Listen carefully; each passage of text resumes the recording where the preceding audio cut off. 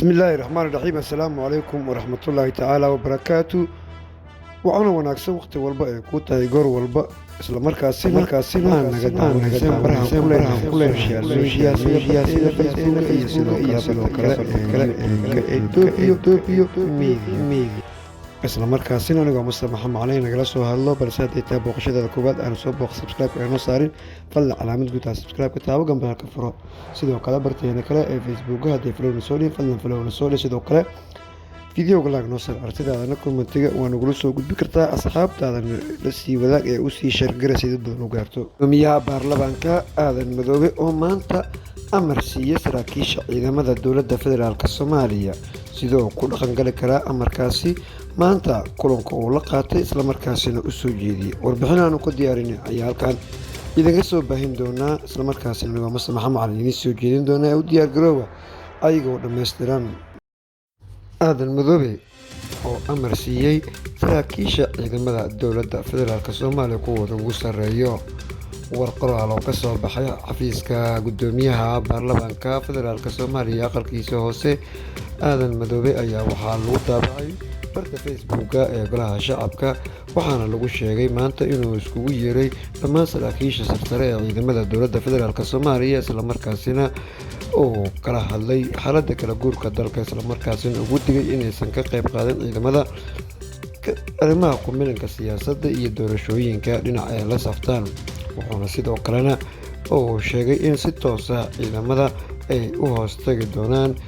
gudoomiyaha baarlamaanka federaalka Soomaaliya inta uu dalka ka yeelanayo madaxweyne isla markaasina doorasho ay ka dhacayso Sheekh Aadan Maxamed Nuur Madoobe ayaa waxa uu kulankani oo ku soo beegmaya xilli ee dalka la filayo inay ka dhacdo doorasho isla markaasina aan weli la arkin jawaabta ay ka soo saari doonaan saraakiisha inay noqdaan kuwa hoggaansamo amarkaasi in ay fuli waayaan dhowr jeer oo lagu digay saraakiisha ciidamada dowladda in ay ku milmeen siyaasadda arrimaha doorashooyinka la xiriiro ayaa dhowr jeer waxay noqotay kuwa aan taasi hirgelin waxaan la filayaa dhawaan dalka inay ka dhacdo doorasho isla markaasina ay gudoomiyaha baarlamaanka federaalka Soomaaliya ay cadeyn doonaan waqtiga sida rasmiga ah u dhacayso madaxweynaha doorashadiisa waxaana ay ku soo beegmaysaa dhanka kale marka loo eego maalinta berriti ah oo baarlamaanka ay fasaxay maalinta ciidda ka soo laba rabaan isla markaasina ay go'aamin doonaan arrimaha doorashada waqtiga ay dhacayso dad badan ayaa waxay isweydiinayaan arrintan tilaabada ah oo aadan madoobe uu qaaday maxay tahay iminka waxa ka keenay waxaana xusid mudan in dhawaan oo wareysi uu siiyay VOA-dan uu ku sheegay in ay maamul goboleedyada noqdaan kuwa u hoggaansamo isla markaasina shuruucda dalka ay hareer marin haddii hareer maraan tilaabo laga qaadayo aadan madoobe ayaa waxa u muuqdaa iminka mid amaradiisa uu ku xakameynayo dhaqdhaqaaqyada siyaasadeed iyo weliba geedi socodka arrimaha doorashooyinka